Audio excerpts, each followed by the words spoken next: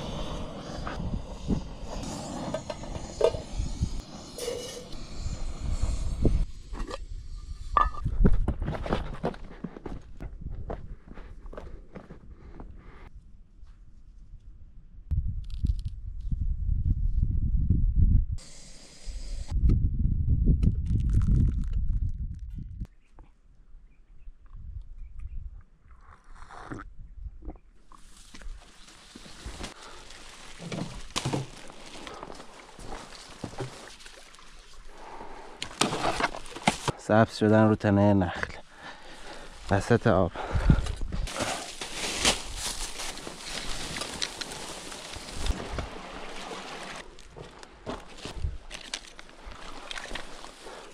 کسی که میای اینجا تفریح میکنی لذت میبری فکر اینجا هم باش.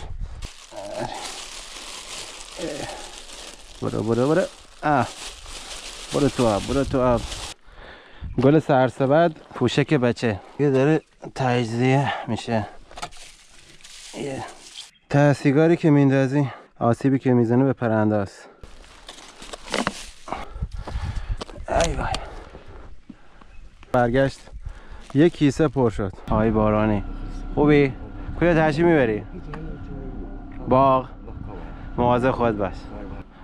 پاکسازی اینجا به پایان میرسه.